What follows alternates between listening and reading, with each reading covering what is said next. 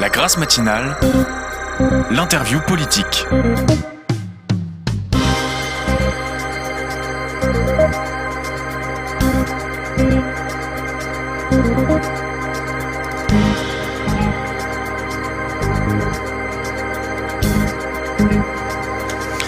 Bonjour Fabien Roussel, nous recevions la semaine dernière Barbara Gomez, votre porte-parole, et nous sommes très heureux de vous retrouver aujourd'hui pour cet entretien. Pour commencer, je souhaiterais vous poser une question d'ordre général. Depuis 2007, le PCF n'avait pas présenté de candidat à l'élection présidentielle. Pourquoi revenir aujourd'hui ? Et cela vous donne-t-il une responsabilité particulière ? Bonjour, merci pour votre invitation. Je suis très heureux d'être avec vous aujourd'hui. C'était important pour nous, au regard de la crise que nous vivons, je dirais même des multiples crises que nous vivons, de pouvoir offrir au débat et à nos concitoyens un projet de société nouveau, dans lesquels les valeurs humaines priment sur les valeurs boursières, dans lesquels on fait le choix de l'être humain et de la planète plutôt que de la course au profit et de la rentabilité. Nous vivons une crise sanitaire qui montre que nos services publics, et notamment de santé, ont été considérablement affaiblis ces dernières années par des politiques d'économie.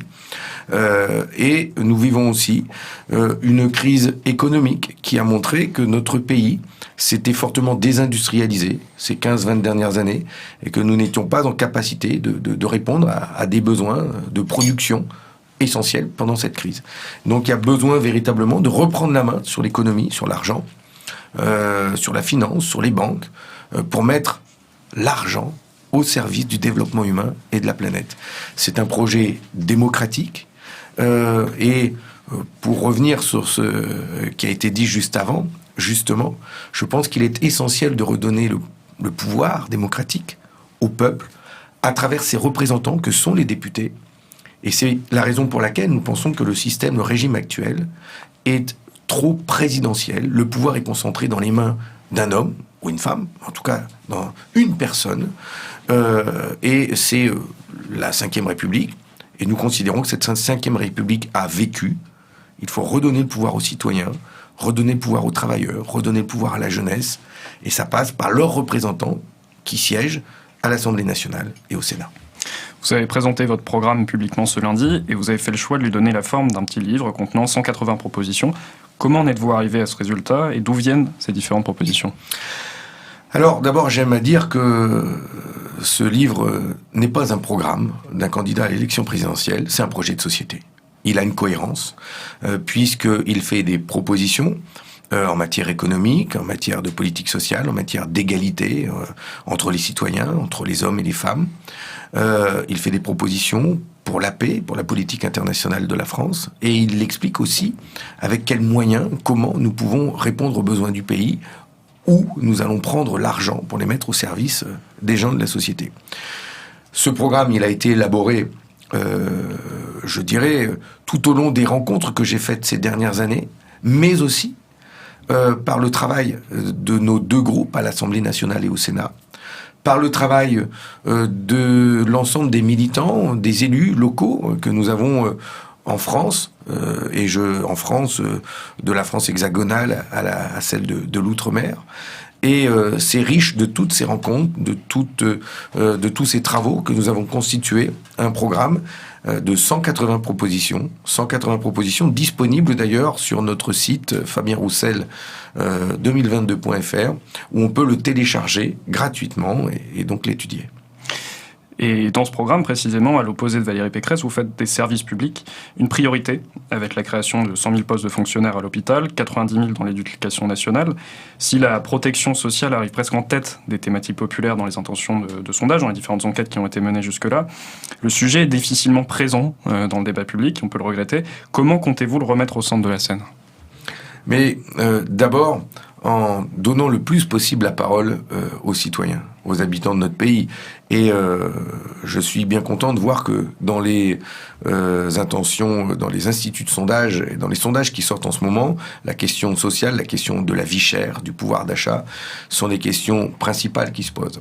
Et vous voyez, quand on abîme les services publics, quand les services publics reculent dans la santé, mais aussi quand on les privatise, je pense à ceux de l'énergie, eh bien les difficultés de nos concitoyens sont plus grandes. On a du mal d'accéder à un médecin, dans des déserts médicaux.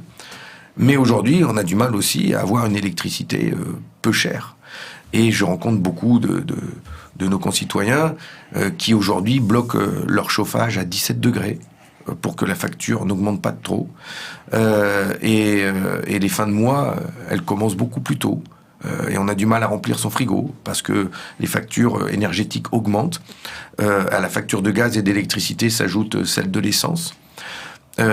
Il faut vraiment apporter des réponses rapides à l'ensemble de nos Français parce qu'ils voient bien que les richesses, elles sont là, elles sont concentrées dans les mains d'une minorité et elles ne sont pas partagées à égalité envers tous, et notamment ceux qui produisent ces richesses. Parce qu'il y a quand même des gens, des travailleurs, des salariés, autant dans les usines que dans d'autres secteurs d'activité, des PME, des TPE, qui travaillent, produisent des richesses. Mais c'est comme si elles ne nous revenaient pas.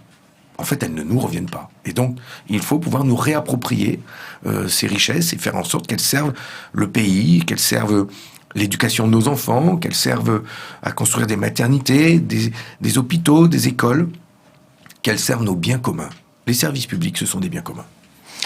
Et j'aimerais revenir avec vous sur la question énergétique, puisque vous venez de la mentionner. Vous êtes l'un des rares candidats à faire preuve de précision dans les débats autour du nucléaire, qui parfois répond même sur Twitter à l'aide de graphiques sur les intermittences prétendues du nucléaire dans notre mix énergétique. Pouvez-vous d'abord nous préciser un petit peu votre position sur un tel sujet, et pourquoi, d'après vous, le nucléaire est-il essentiel à tout projet sérieux de décarbonation, comme vous le mentionnez dans le programme ? D'abord, je mesure au fil des mois combien la question énergétique est fondamentale dans le débat que nous allons avoir avec les présidentielles et législatives. Vraiment, il faut que les Français s'intéressent à cette question parce que ça va déterminer des investissements, des choix qui seront importants pour les 20-30 ans qui viennent. Il est possible d'apporter une contribution forte pour le climat. C'est indispensable. C'est dans les 10 années qui viennent qu'il est encore possible de changer la trajectoire de réchauffement de la température sur la planète. Et la France doit y participer. Pour cela, il faut sortir des énergies fossiles. Tout le monde le dit, nous sommes tous d'accord, il faut sortir des énergies fossiles. Le gaz, le charbon, le pétrole. Et or, aujourd'hui, ces énergies fossiles, elles représentent 60% de l'énergie que nous consommons. Donc si nous en sortons, il faut bien les remplacer. Et on va le remplacer par de l'énergie électrique. L'énergie électrique, eh bien, nous en produisons de différentes manières. Il y a des énergies électriques issues des énergies renouvelables, les barrages, l'éolien, le solaire. Mais il y a aussi de l'énergie électrique produite par les centrales nucléaires et qui, cette énergie électrique-là, elle est très importante en France.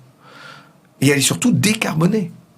Donc, si nous devons remplacer les énergies fossiles par des énergies électriques, il va falloir augmenter la production d'électricité en France et il faut produire de l'électricité décarbonée. C'est pour ça que je demande à augmenter la production d'électricité issue des renouvelables. Donc, il faut investir dans l'éolien, dans le solaire, dans l'hydraulique, mais il faut investir aussi dans l'énergie nucléaire, parce que nous devons augmenter toute cette production d'électricité.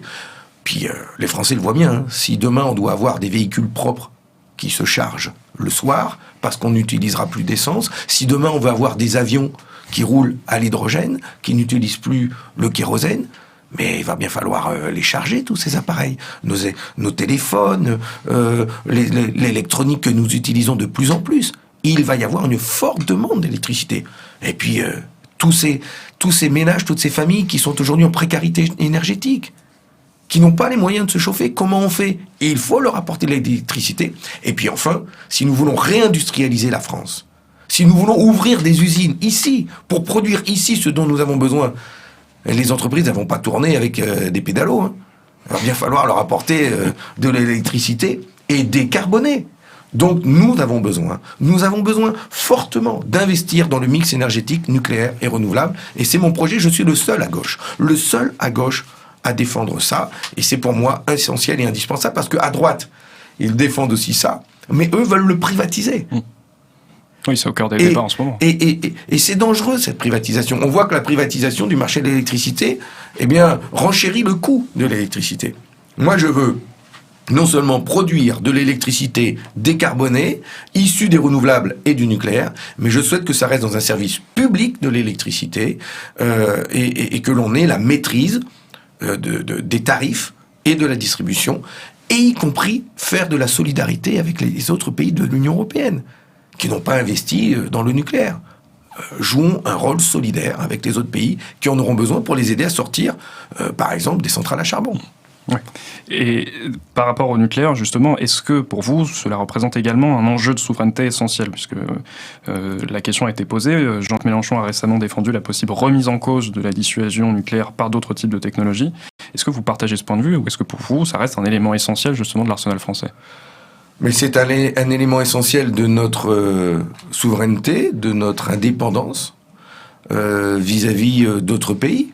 Regardez l'Allemagne, qui a fait le choix de manière dogmatique de sortir du nucléaire. Ça leur coûte un bras d'investir dans l'éolien, mais sincèrement, ça coûte excessivement cher. Le nucléaire, je dis pas que ça coûte pas cher, hein, mais au moins, on investit dans des centrales qui durent 50, 60 ans et qui ont des fortes productions d'électricité et décarbonées. L'éolien, à la différence du nucléaire, c'est intermittent. Quand il n'y a pas de vent, il n'y a pas d'électricité. Donc là, on a bien vu que cet hiver, il y avait eu moins de vent. Et donc, on a eu des baisses de production d'électricité venant de l'éolien. Donc l'Allemagne est dépendant du vent.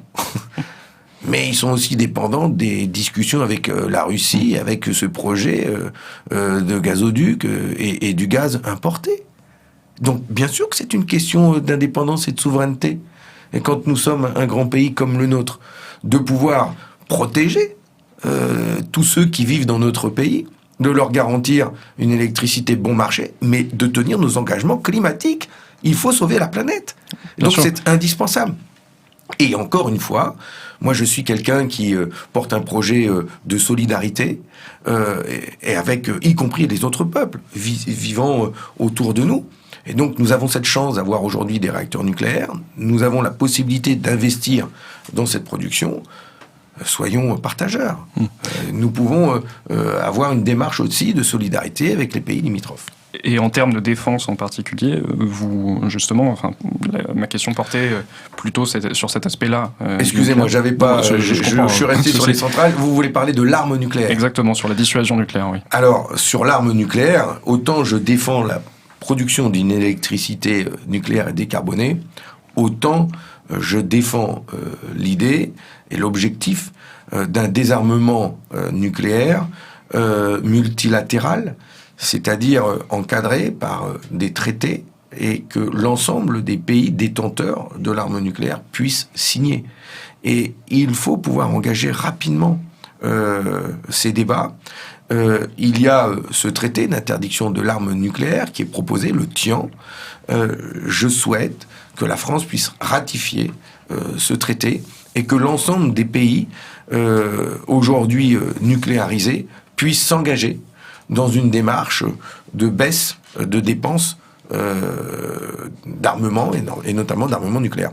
La France a prévu d'engager de mémoire 3 milliards d'euros de plus dans la modernisation de sa défense, et je crois qu'une grande partie, c'est pour la modernisation de son arme nucléaire. C'est dangereux, et je préférerais que l'ensemble des pays détenteurs de l'arme nucléaire baissent leurs dépenses, dont la France, en matière de défense nucléaire, parce que c'est dangereux. Très bien. Et plus précisément sur ce sujet, mais en rapport justement à ce que j'évoquais à propos de Jean-Luc Mélenchon, il a récemment posé la question nucléaire dans différentes interventions et il a mentionné la possibilité d'un éventuel référendum sur ce sujet pour se rapprocher éventuellement de votre candidature, de votre position. Qu'est-ce que vous en pensez et quel est votre avis là-dessus ? Mais le référendum, c'est le 10 avril. Mais on ne va pas faire un référendum 6 mois après la présidentielle. Le débat, il faut qu'il ait lieu maintenant et que tout le monde s'en saisisse. C'est une question importante, fondamentale. Les investissements doivent démarrer, je dirais, maintenant. Alors on est en campagne, donc on n'est plus à 70 jours près. Mais nous allons finir par être en retard pour répondre aux défis de 2050. Pour pouvoir baisser pour pouvoir tenir nos engagements climatiques, pour réduire notre consommation d'énergie fossile. Et il faut s'y engager le plus rapidement possible. Et un référendum, ça se convoque pas d'un claquement de doigts. Avant, il faut organiser un débat, il faut instruire la question. Et donc, nous risquerions de perdre du temps de nous engager dans un référendum. Les Français vont pouvoir exprimer leur choix, là, à l'occasion de ces élections. Donc, allons-y. Et toujours sur la question de ce référendum, vous l'avez défendu, il me semble récemment, par rapport à la question de l'Union européenne. Sur l'Union européenne, vous proposez justement un référendum et vous avez légèrement justement modifié votre position par rapport à celle que vous défendiez auparavant. Qu'en est-il réellement? Là, vous pensez que c'est un sujet qui peut prendre justement un peu plus de temps? Alors, de la même manière que je viens de le dire sur le nucléaire, il y a une élection présidentielle. C'est l'occasion pour les Français aussi de dire de quel président de la République, de quelle majorité ils veulent sur ces questions européennes.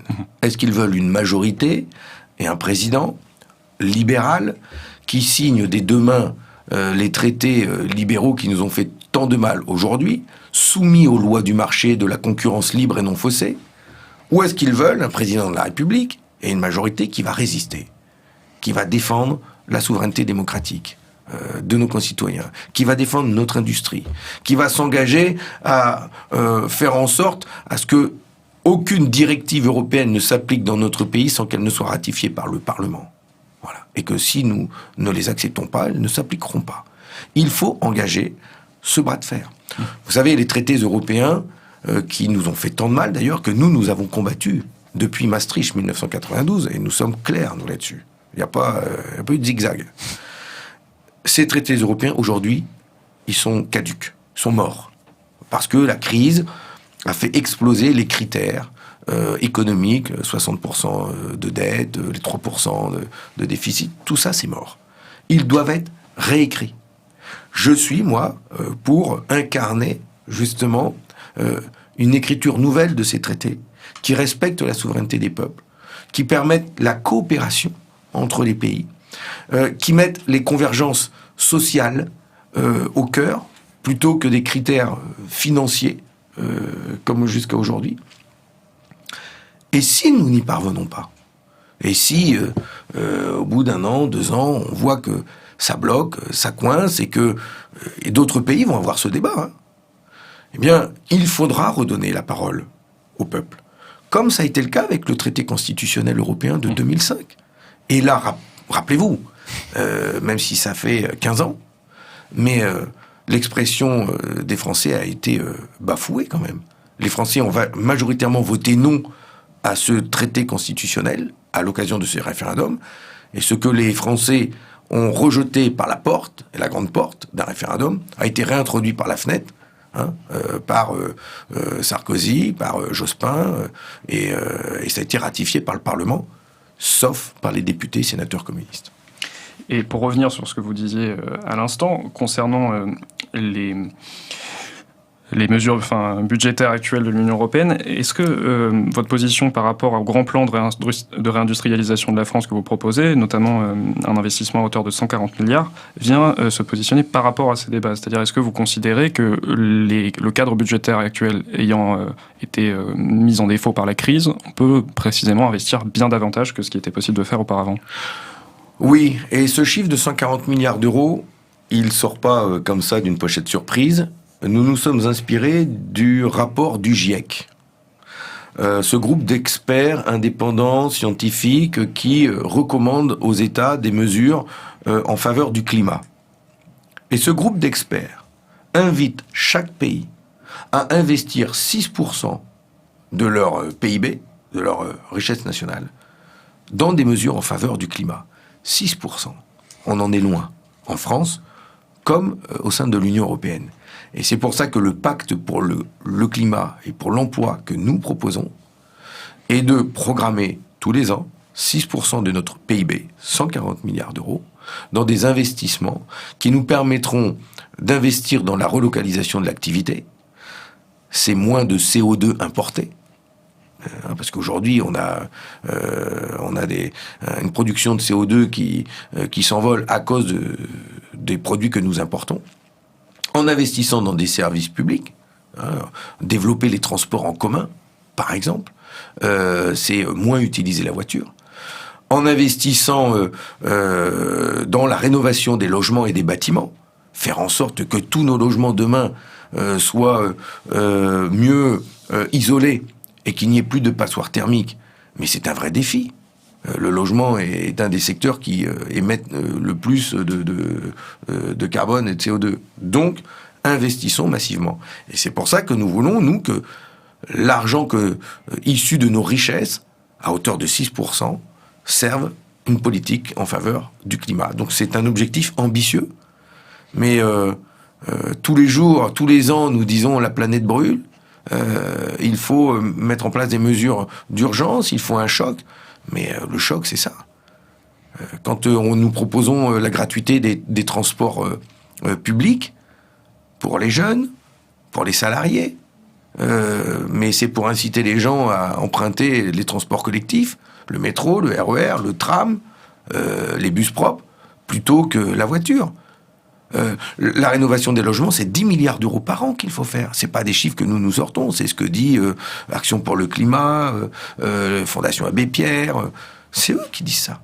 Donc, allons-y. Et donc, on ne pourra pas le faire dans le cadre de la loi du marché, dans le cadre d'un capitalisme qui, lui, capte une partie de nos richesses, au service de multinationales, de fonds de pension, d'ultra-riches. Voilà, il faut que l'argent serve ses objectifs climatiques, mais aussi répondre aux urgences sociales. J'aimerais à présent avoir votre avis sur une question un peu plus d'actualité. La primaire populaire a débuté aujourd'hui. Vous ne figurez pas parmi les candidats en lice. Que pensez-vous d'un tel scrutin et partagez-vous les interrogations d'autres candidats à gauche sur le sens véritable de cette primaire ? Bon, d'abord, il y a beaucoup de monde qui s'y est inscrit, 400 000, donc ça montre l'importance qu'une partie de l'électorat de gauche et qui a déjà fait son choix, c'est-à-dire de voter à gauche. Donc,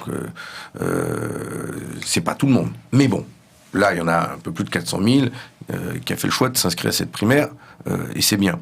Je regrette, moi, effectivement, que cette primaire n'ait pas fait le choix d'organiser le débat et le vote sur les programmes, mais plus sur des têtes d'affiche et des noms.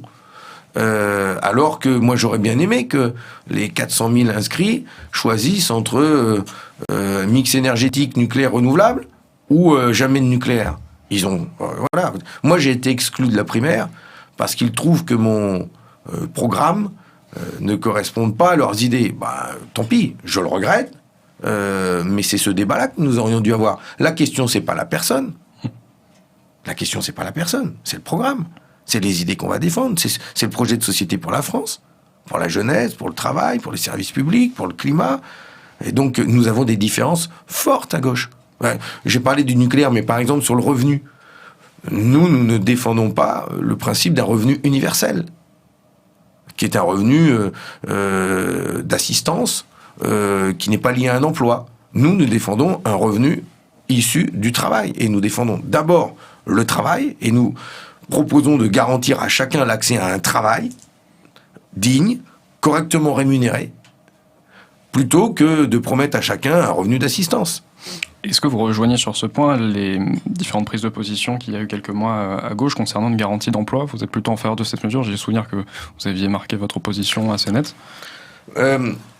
Oui, mais tout dépend le contenu que l'on y met, justement. J'ai rencontré des organisations de jeunesse, j'ai proposé un pacte pour la jeunesse, qui est en débat depuis plusieurs mois, et justement, ce que j'entends, les retours que j'en ai, c'est que les jeunes se sentent bien souvent pas respectés, en fait. Certains font des études poussées, les métiers, les boulots qu'on leur propose ne sont pas rémunérés à la hauteur de leur diplôme, quand on leur en propose. Pour d'autres, la seule perspective de travail, c'est de se créer un statut d'auto-entrepreneur. Bonjour, la garantie d'emploi avec un statut d'auto-entrepreneur, mais dans plein de domaines, hein, y compris dans la culture, alors qu'avant, il y avait un statut d'intermittent qui garantissait quand même la création et l'activité. Et il existe toujours ce statut, mais avec le statut d'auto-entrepreneur, il commence à être dépassé. Bref. Et d'autres encore, comme le président de la République actuelle, avec sa garantie jeune, propose une solution, mais à 450 €, 500 € par mois, quoi. Enfin, faut pas rigoler. Enfin, 500 € par mois. Une fois qu'on a payé le loyer, le gaz, l'électricité, pour peu qu'on ait besoin d'une voiture, on n'a plus rien. Enfin, donc c'est pas sérieux, c'est pas décent, c'est pas respectueux. Moi, je souhaite garantir à chaque jeune,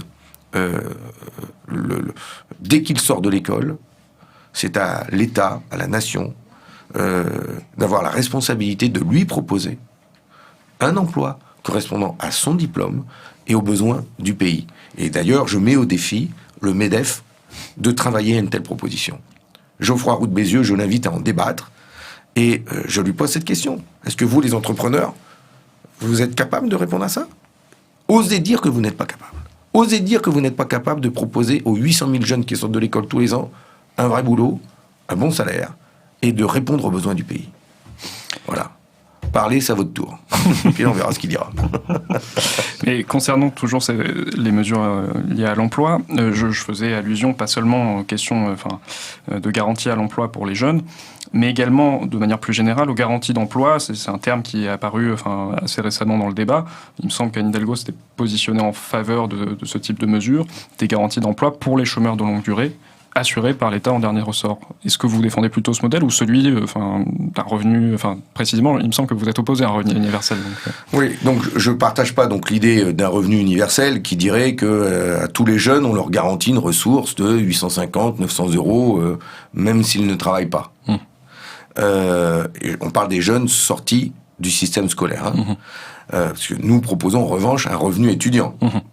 Pour permettre à chaque jeune de pouvoir exercer, de faire leurs études sans être obligé de travailler à côté. Donc, une fois le jeune sorti du système scolaire, avec un diplôme ou sans, nous préférons un service public de l'emploi, un nouveau service public de l'emploi, ait comme mission de mettre en face de chaque jeune un emploi ou une formation, parce qu'il y a des jeunes qui sortent sans formation, ou une formation, mais payés comme un salaire.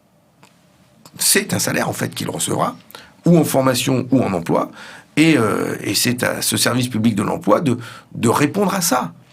Mais c'est pour ça que je vous parle à côté d'une politique de création d'emplois. C'est-à-dire, il faut créer... Nous proposons 500 000 emplois dans le service public, mais on a aussi 1 million d'emplois à recréer immédiatement dans l'industrie.